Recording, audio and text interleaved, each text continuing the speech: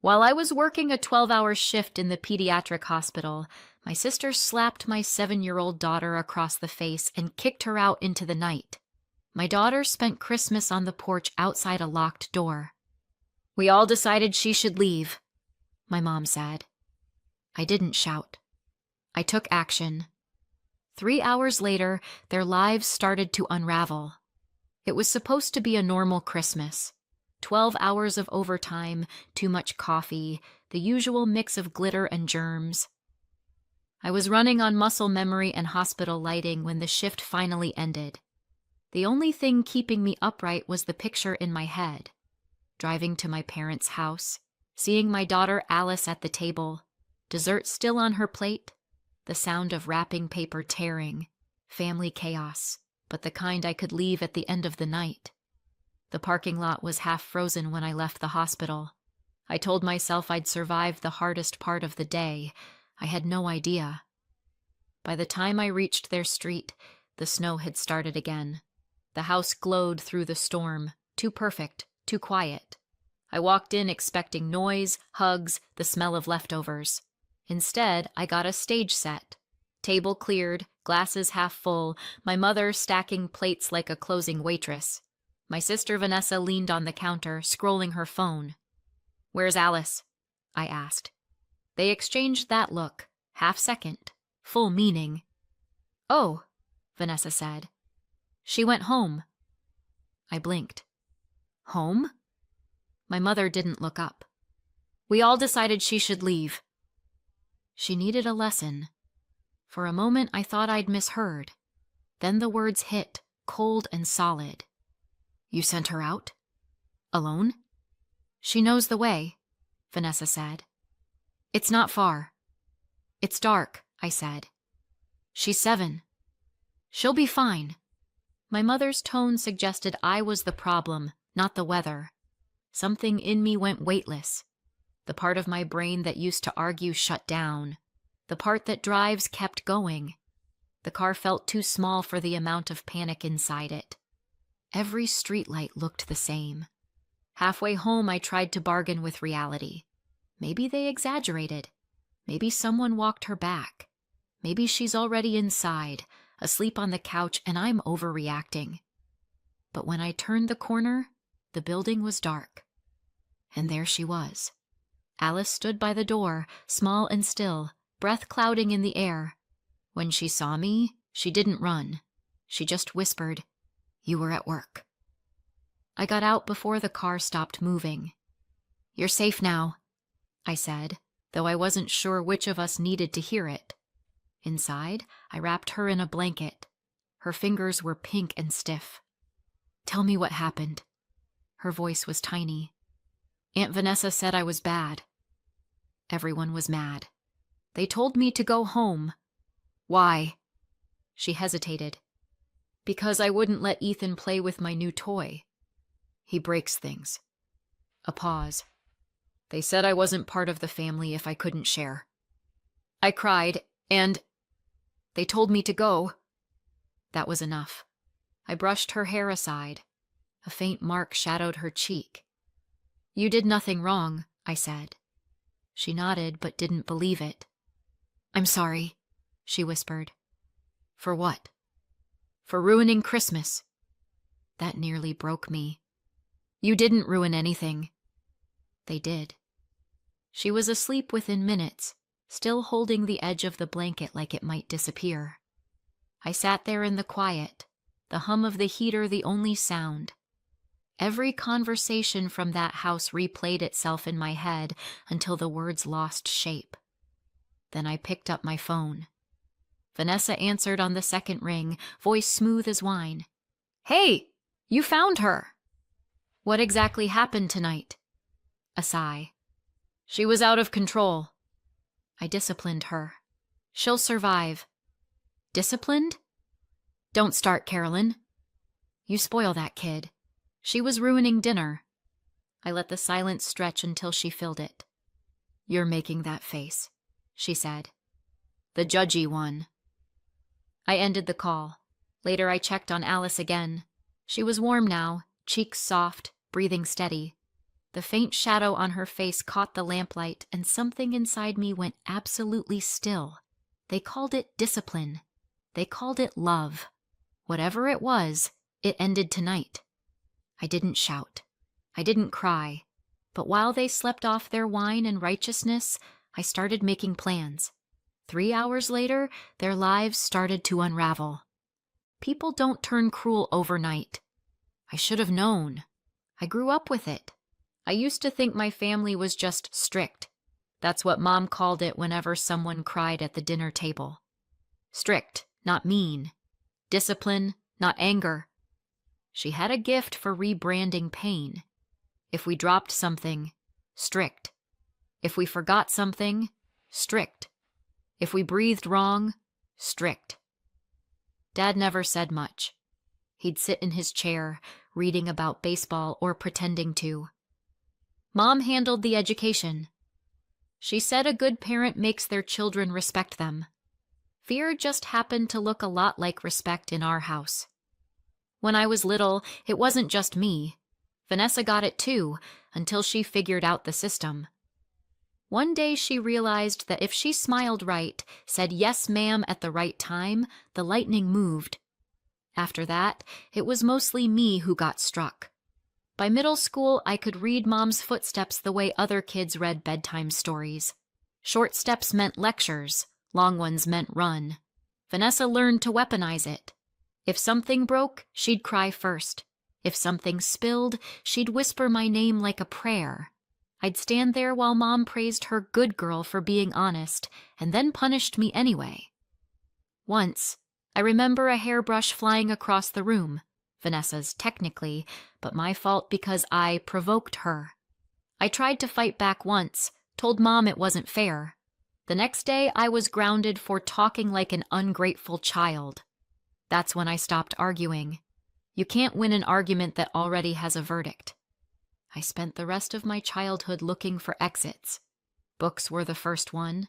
Science was the second. I liked that in science, cause and effect actually made sense. When other kids wanted to be singers or astronauts, I wanted to be a doctor, specifically a pediatrician. I used to patch up dolls and lecture invisible patients about washing their hands. The first time I told my family, they laughed so hard my dad choked on his coffee. Mom said, "Sweetheart, you'd faint at the sight of blood." Vanessa said, "You're not exactly med school material, Carolyn." I was 12, so I did what spiteful children do. I studied like revenge was an academic subject. Every A I brought home was an argument they couldn't yell over. They never said, "I'm proud of you," but Mom did start saying things like, "Well, studying keeps her out of trouble." I took that as progress. When I got into medical school, Dad said, "Let's see if you can make it through." When I graduated, he said, "You missed your sister's baby shower." Nothing I did ever bought peace, just quieter criticism. I married young, too young. Maybe I mistook the absence of shouting for love. It didn't last. He left when Alice was 5, said he wasn't built for constant stress. Single mother, full-time doctor, fun combination. But I managed. I was good at managing, good at holding things together that wanted to break. Mom said, "Maybe if you weren't so opinionated, he'd have stayed." Vanessa said, "Well, at least you'll have more time for your patients." They never change. They just update the insults. Still, I kept calling. Holidays, birthdays, the usual guilt traps. I told myself family was family, and maybe I wanted Alice to know hers. When my career started paying off, the guilt turned financial. Vanessa's kids, Ethan and Cora, were in every expensive activity imaginable. He played at a private soccer academy. She took ballet from a retired prima ballerina who charged like she was still on stage. Vanessa couldn't afford either. I could, so I paid. Every month. Quietly. No thanks expected. Then there was Mom. Her treatment for joint pain involved palm trees, mineral water, and people named Sven. It was called a wellness retreat, which is rich person language for vacation with doctor's notes. I told myself she deserved it. She told everyone else her doctor daughter insisted. Sometimes I caught myself calculating how many hours I'd work to fund their comfort. Then I'd feel petty and stop. That's the thing about growing up in a family like mine. You start thinking generosity is the rent you pay for existing. By the time Alice turned 7, Vanessa's family practically lived on my direct deposit. But I told myself it was fine. It kept the peace. It kept them nice to Alice. They'd invite her over, send pictures of her baking with Cora, playing with Ethan, smiling like she belonged there. I'd look at those photos between patients and think, maybe it's different now. Spoiler, it wasn't. The truth is, I wanted her to have the family I never did. A grandmother who'd clap for her, an aunt who'd call her sweet instead of spoiled, cousins who'd treat her like one of them. I didn't realize I was sending her into the same storm, just with prettier decorations. The next morning, the house smelled like coffee and resolve. Alice sat at the table in her pajamas, tracing circles on the mug I'd given her. The bruise on her cheek had faded overnight, but the look in her eyes hadn't. She was quiet, careful. Kids learn silence fast when the world teaches it loud. "Hey," I said, pouring another cup. "You know what we're going to do today?" She shook her head. "We're going to talk to someone about what happened." Her eyes widened. "Like who?" "The police." She froze. "Am I in trouble?" "No," I said. "You didn't do anything wrong. We're doing this because people should answer for what they do." I tried to sound light, casual, like I was talking about dentist appointments and not trauma.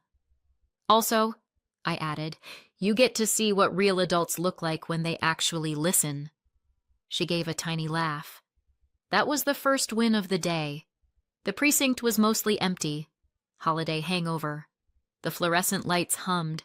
The air smelled like old paper and burnt coffee. A young officer looked up when we came in. "Can I help you?" I introduced myself, explained what happened. I kept my voice even, factual, like I was presenting a case. I didn't want pity. I wanted a record. He nodded, typing fast. "Who was the person who struck her?" "My sister." He blinked. "Your sister?" "Yeah," I said. "It's a family thing." He hesitated, then looked at Alice. "You're very brave to come in, sweetheart." Alice's shoulders stiffened at sweetheart, but she nodded. Progress. He asked her a few gentle questions. Where it happened, who was there, what was said. She answered each one quietly but clearly. I sat beside her, not filling the silences. When it was over, he said they'd make a report, add it to the system, and possibly follow up. I thanked him, even though we both knew possibly meant maybe never. But that wasn't the point. The point was the look on Alice's face when we walked out. She stood taller. Her breathing was steady. Outside, she said, "You weren't mad at me at all." "Why would I be mad?" "Because I made you go there." I shook my head. "You didn't make me." "I wanted to. You deserve to know that when someone hurts you, there's a way to say it out loud." She thought about it. "So, they're in trouble now?" "Eventually," I said. "Trouble has a slow engine, but it always shows up." That night, after she went to bed, I sat down at my laptop and opened my bank app. The numbers blinked up at me. Transfers, payments, donations disguised as family loyalty. My cursor hovered over the first one, Vanessa's automatic payment to the soccer academy. I clicked cancel. Next was Cora's ballet school. Cancel. Then my mother's monthly wellness treatment, also known as cocktails with a side of spa water. Cancel. Each click felt like reclaiming oxygen. For the first time in years, the money in my account actually belonged to me. It wasn't revenge. Not really. It was accounting. Emotional and financial. 2 days later, the phone rang. Vanessa. I almost didn't pick up. Almost. But curiosity won. Hey, she said, pretending not to sound frantic. The payment for Ethan's program didn't go through. Can you check your bank? I smiled, though she couldn't see it. No need. I canceled it. You what? I'm not paying for you anymore. You can't just do that. They'll drop him from the team. Then pay it yourself. Carolyn, this is ridiculous. You're making a child suffer because you're mad at me. You're right, I said. I'm mad at you. But that's not why I stopped paying. I just finally learned not to give my stuff to people who hit my kid. You're teaching Alice to be selfish, she snapped. Maybe, I said. Or maybe I'm teaching her that no means no.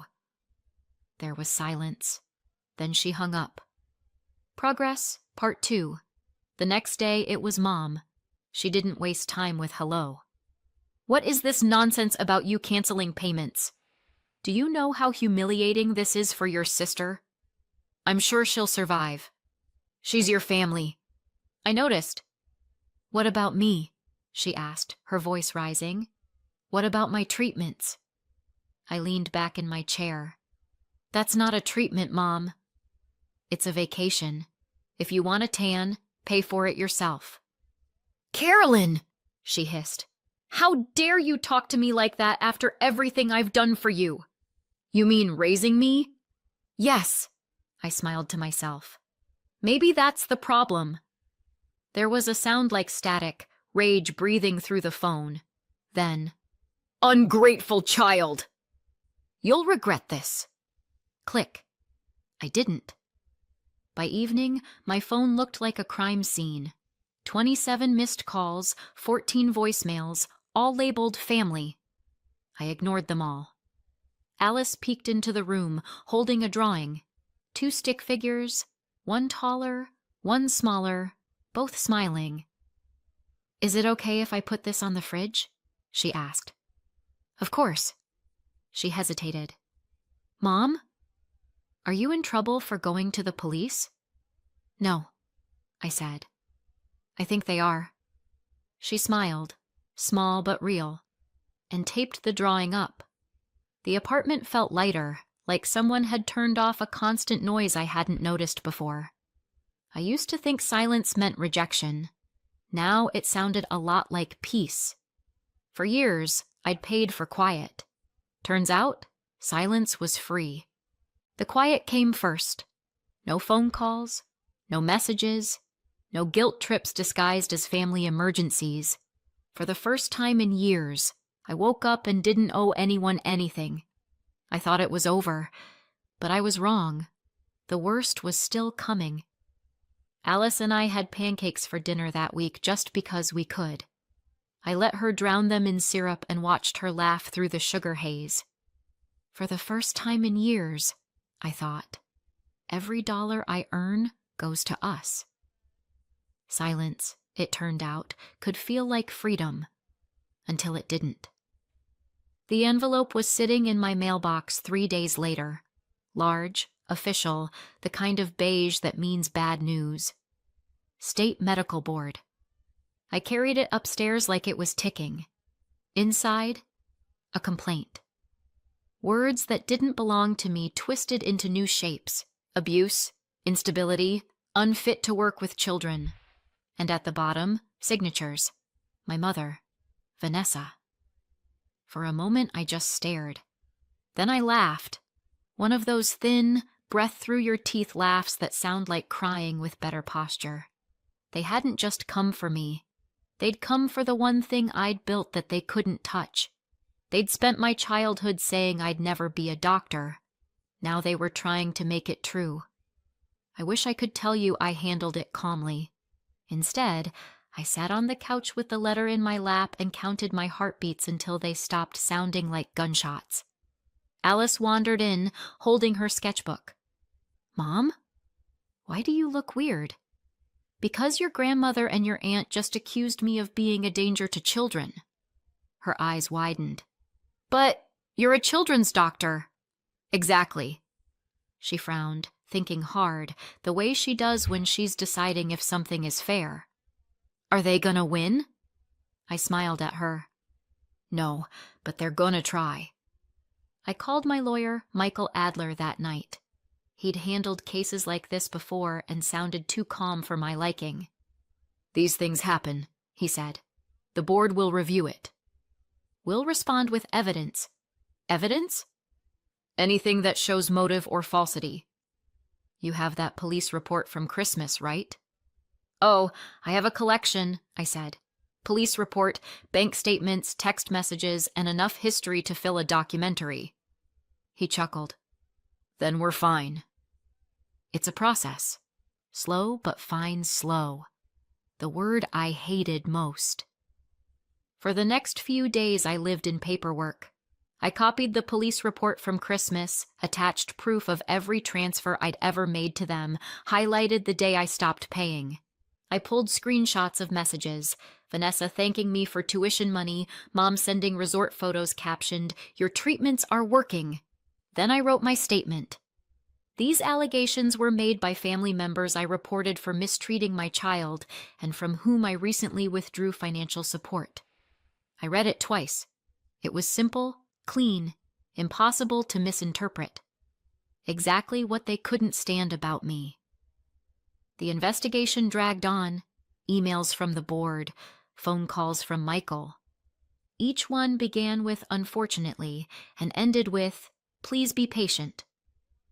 Meanwhile, my family started spreading rumors. Vanessa posted on Facebook about false accusations destroying good families. Mom left cryptic comments about ungrateful daughters who forget where they came from. Relatives I hadn't spoken to since high school suddenly wanted to hear my side. Even at work, whispers floated down the hall. Someone asked quietly if I was okay. I smiled. Never better. Just starring in a family drama no one asked for HR called me in once, only to clarify that they'd seen the posts, but trusted my record and the board would handle it formally.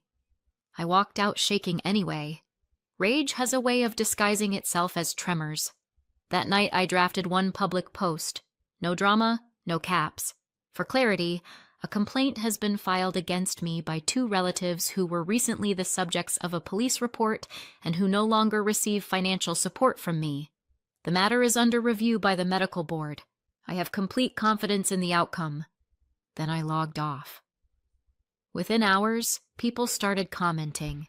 Former colleagues, parents of my patients, even neighbors. Messages like, "We know who you are. They're lying." For the first time, their silence wasn't mine to carry. Weeks passed. One morning, Michael called while I was packing Alice's lunch. "They've issued a finding," he said. I stopped mid-slice. "And?" He cleared his throat, the way lawyers do before good news. "Case dismissed. Lack of evidence. The board won't be pursuing it further." I exhaled for the first time in a month. "That's it?" "That's it. We'll send a defamation warning, just to make it official. They won't want to risk another complaint now." "Good," I said, "because I'm running out of relatives to block." He laughed. "Congratulations." I hung up and stood there for a second, knife in one hand, apple in the other. Then I started laughing. Real laughter this time. Loud enough that Alice peeked around the corner. "What's funny?" she asked. "Justice," I said. It finally showed up. She grinned, proud like she'd summoned it herself. 6 months later, justice finally caught up. It took time. Police crawl when it's just family business. But they got there. Vanessa was convicted of misdemeanor assault and child endangerment. Sentence: 180 hours of community service, a $2,500 fine, and mandatory anger management classes. My mother was charged with reckless endangerment and neglect. She got 120 hours of community service and a $1,000 fine. The judge told them, "You're lucky the child's still alive."